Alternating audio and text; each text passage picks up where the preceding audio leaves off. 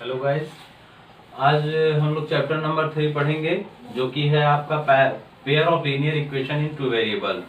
तो इस चैप्टर में हमको ये पढ़ना है कि प्रॉब्लम को कैसे हम लोग इक्वेशन के रूप में फ्रेम करेंगे और जो ये इक्वेशन फ्रेम होंगे वो हमारे टू वेरिएबल में होंगे। टू वेरिएबल मीन्स कि आपके सिर्फ दो वेरिएबल उसमें रहेंगे, एक्स या वाई, ठीक है। और इसका जो नेचर रहेगा वो लीनियर रहेगा। लीनियर मीन्स कि इक्वेशन में जो ऑर्डर रहेगा वेरिएबल का वो सिर्फ वन रहेगा, वन से ज्यादा नहीं होगा। ऑर्डर मीन्स आप समझते हैं एक्स स्क्वायर टाइप का नहीं रहेगा, ये सिर्फ और सिर्फ वन रहेगा, ठीक है। तो इसमें एक्सरसाइज 3.1 में हम लोगों को सिर्फ ये सिखाया गया है कि आप किसी भी प्रॉब्लम को कैसे इक्वेशन के रूप में फॉर्म करेंगे और उस इक्वेशन को अलजेब्रिकली और ग्राफिकली रिप्रेजेंट कैसे किया जाएगा। तो इसको समझने के लिए हम लोग डायरेक्ट एक्सरसाइज पे आते हैं और दो क्वेश्चन इसका लेते हैं, first question and third question. और इस चैप्टर में इस एक्सरसाइज में सिर्फ 3 ही क्वेश्चन है ही। तो पहला क्वेश्चन हम सॉल्व करते हैं। पहले आप किसी भी क्वेश्चन को सॉल्व करने का एक तरीका होता है कि आप एक सरसरी निगाह से पढ़ डालिए उसे। Aftab tells his daughter 7 years ago I was 7 times as old as you were then. Also 3 years from now I shall be 3 times as old as you will be. Represent this situation algebraically and graphically. इस situation को आपको algebraically और graphically represent करना है। आफ्ताब जो है वो अपने डॉटर से क्या कहता है, आप लोग देखिए।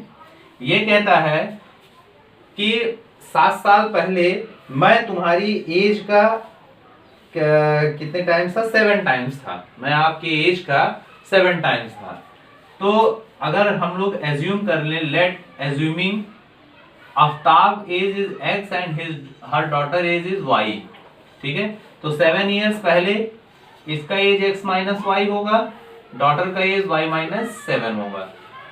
तो ये कहता है कि 7 इयर्स पहले जो मेरी एज है वो आपकी एज की 7 टाइम्स है, 7 टाइम्स है, ठीक है। तो इसको अगर हम सॉल्व करें तो x minus 7 equal to 7y minus 7।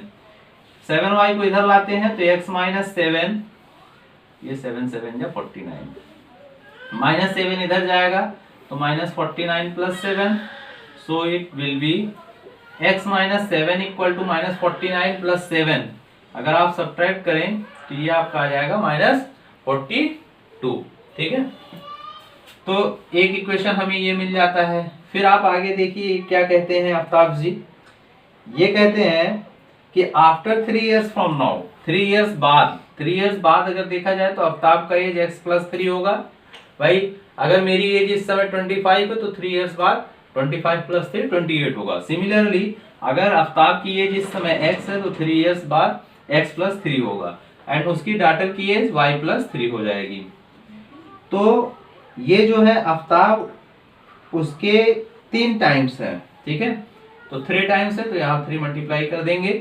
x plus 3 equal to 3y plus 3 3 जा 9। इसको आप इधर लाओगे तो x माइनस 3, 9 प्लस 3 इधर जाएगा माइनस होगा, 9 माइनस 3 इज 6, ठीक है।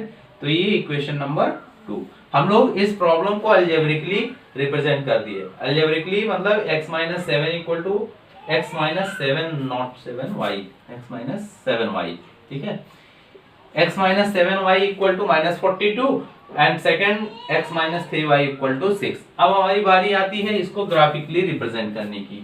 ग्राफिकली रिप्रेजेंट करने के लिए हमको किसी भी लाइन को ड्रॉ करने के लिए मिनिमम 2 पॉइंट की रिक्वायरमेंट होती है। मैक्सिमम आप कितनों भी पॉइंट ले लें अच्छा है, लेकिन मिनिमम 2 पॉइंट की जरूरत है। तो यहां से हम 2 पॉइंट निकालने की कोशिश करेंगे। For x minus 7y equal to minus 42 के लिए आप ये जो पॉइंट है निकालने के लिए आप कोई भी वैल्यू चूज कर सकते हैं अपने मन से। ध्यान रहे आप पॉइंट ऐसा चूज करेंगे जिससे नंबर जो है आपके वो बिग ना आए। अगर नंबर आपके बिग आएंगे तो ग्राफ ड्रॉ करने में थोड़ा सा हमको स्पेस का प्रॉब्लम हो जाएगा। अगर x इक्वल टू 0 अगर हम ले लेते हैं यहाँ पे तो minus 7y equal to minus 42 हो जाएगा। माइनस 7 माइनस 42 ये 7 इधर जाएगा तो -42 डिवाइडेड बाय -7, तो y की वैल्यू कितनी आएगी? 6 आएगी। ठीक है। दूसरी बात, अगर हम लोग y की वैल्यू x की वैल्यू अगर कितना ले लें, आप ले लो x की वैल्यू 20 ले लेते हैं। ठीक है, x की वैल्यू 20 नहीं, y की वैल्यू अगर 0 लेंगे तो x बहुत ज्यादा आ जाएगा, जो कि जरूरत नहीं है हमें। अगर हम x की वैल्यू y की वैल्यू अगर आप 0 लेंगे तो x की वैल्यू -42 आ जाएगा। तो ये भी सही है, बट -42 को रिप्रेजेंट करना हमारे लिए थोड़ा कठिन है। तो यहाँ पे हम y की वैल्यू 5 लेते हैं। अगर y की वैल्यू -5 लेते हैं, सॉरी, y की वैल्यू -5 लेते हैं, तो यहाँ आप अगर वैल्यू पे रखोगे तो x -7 इंटू -5 तो +35। ठीक है, 5 रखते हैं, सिर्फ 5 रखते हैं। ठीक है, तो -7 यहाँ अगर आप रखें x -7 इंटू 5 इट विल -42, तो -7 इंटू 5 इज 35, 35 इधर जाएगा तो ये प्लस होगा, तो प्लस में ये आपका इधर आ जाएगा +35, तो ये आपका आ जाएगा 35 और -7। ठीक है, x की वैल्यू -7 आ जाएगी, जो कि हमारी ठीक है। 5 और 7 को ग्राफ पे हम लोग बहुत आराम से रिप्रेजेंट कर सकते हैं। दूसरे इक्वेशन के लिए अगर हम बात करें x - 3y = 6, अगर x की वैल्यू अगर हम 0 लेते हैं तो y की वैल्यू आपकी हो जाएगी -2, और y की वैल्यू अगर 0 लेते हैं तो x की वैल्यू हो जाएगी 6। यहाँ पे ग्राफ तो है नहीं, हम लोग ऐसे ही ड्रॉ करते हैं ग्राफ। देखिए, ये आपका होता है y एक्सिस और ये आपका होता है x एक्सिस। ठीक है, हम दो का स्पेसिंग करके ले लेते हैं। ये स्पेस बराबर है हमारा 6, 8, 10, इधर आपका माइनस में जाएगा -2, -4, -6, -8, इधर आपका भी जाएगा 2, 4, 6, 8, 10, 12। पहला पॉइंट आपका है x = 0 एंड y = 6। x की वैल्यू 0 y एक्सिस पे होती है, यहाँ पे x = 0 है, y की वैल्यू 6, तो ये हो जाएगा। ये पॉइंट आपका क्या रिप्रेजेंट करता है? x की वैल्यू 0 और y की वैल्यू 6। एक पॉइंट ये हो गया। -42 नहीं ले सकते हैं क्योंकि भाई अब 10 तक ही है हमारा, तो उसको नहीं ले सकते हैं। x की वैल्यू -7, x की वैल्यू -7 आपका -6 यहाँ है, -7 यहाँ होगा, और y की वैल्यू 5, y की वैल्यू 5 आपकी यहाँ पे होगी। तो अगर हम इन दोनों पॉइंटों को मिलाएं तो ये यहाँ पे आ जाएगा आपका पॉइंट। ठीक है, ठीक। अब इसको हम लोग मिलाते हैं। ये ग्राफ वाली चीजें ग्राफ पे करने में ही ठीक लगती है। इसको अगर आप मिलाओ तो ये ऐसे जाएगा। ठीक है, दूसरे इक्वेशन के लिए अगर x = 0, y = -2, तो y = -2 यहाँ पे है, एक ये पॉइंट हो गया। x = 6, देन y = 0, एक पॉइंट ये हो गया। तो ये आपका ऐसे, ठीक है, ठीक है। तो ये दोनों ग्राफ ड्रॉ हो गए। ठीक, अब ग्राफ की मदद से भी हम लोग क्या कर सकते हैं कि ग्राफ की मदद से भी हमको बहुत सारी इंफॉर्मेशन मिल जाते हैं। उसको हम पहले डिस्कस कर लेते हैं कि ग्राफ क्या कहता है हमें। ठीक है, मतलब अगर हम किसी भी प्रॉब्लम को सिंपली उसको एक इक्वेशन के रूप में फॉर्म कर सकते हैं, और उन इक्वेशन की मदद से हम लोग इसको लाइन के फॉर्म में ग्राफ ड्रॉ कर सकते हैं। इन ग्राफ से भी हमें बहुत सारी चीजें मिल जाती हैं।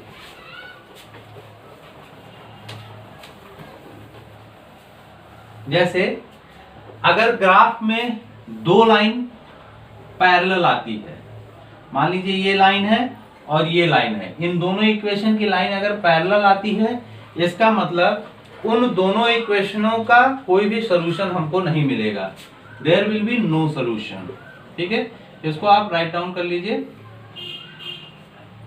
और अगर किसी ग्राफ में दो लाइन हमें कहीं एक जगह पे कट करती है, जैसे ये लाइन, ये दोनों लाइन एक जगह कट की, इट मींस अगर आप उन दोनों इक्वेशन को सॉल्व करेंगे तो वन सोल्यूशन, यूनिक सोल्यूशन आपको मिलेगा, ठीक है, यूनिक सोल्यूशन। और अगर किसी भी ग्राफ में दो लाइन आपस पे कोइंसाइड है, कोइंसाइड मतलब एक के ऊपर, हिंदी में जिसको हम लोग कहते हैं संपाती, अगर ये दोनों लाइन उसी लाइन पे हैं, सेम लाइन पे दोनों लाइन है, तो आप वहां कहेंगे मेनी सॉल्यूशन या इनफाइनाइट सॉल्यूशन, ठीक है।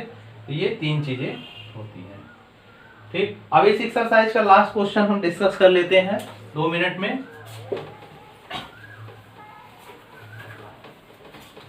मुझे उम्मीद है आप लोगों को समझ में आ रहा होगा। अपने सजेशन जरूर कमेंट बॉक्स में आप दें, बाकी क्लास वाले यहां तो देख ही सकते हैं। देखिए क्वेश्चन थर्ड है,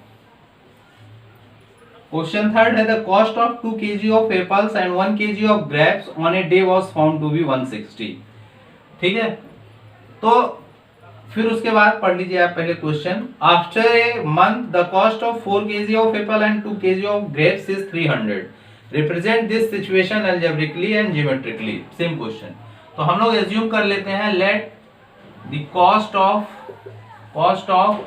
1 kg Apple is x and the cost of 1 kg orange grapes is y, ठीक है।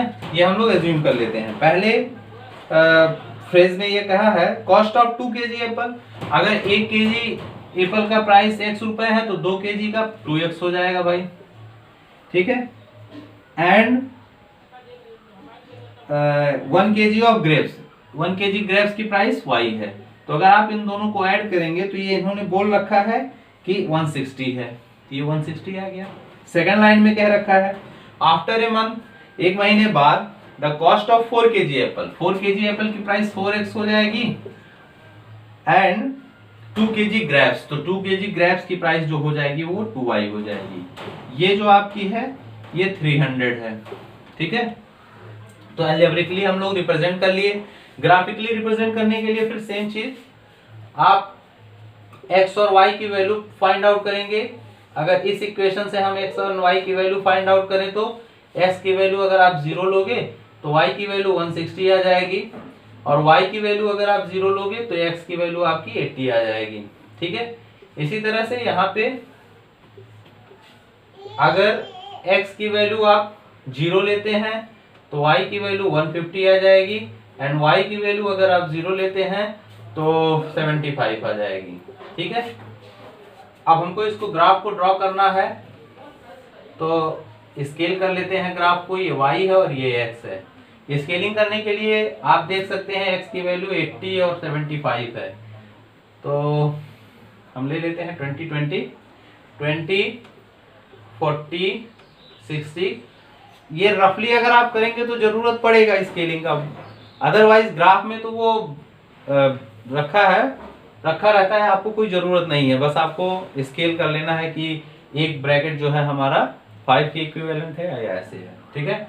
60 और 80, और y की वैल्यू अगर आप ग्राफ ड्रॉ करें तो ये 50 का ले लेते हैं, 100 150 200, ठीक है।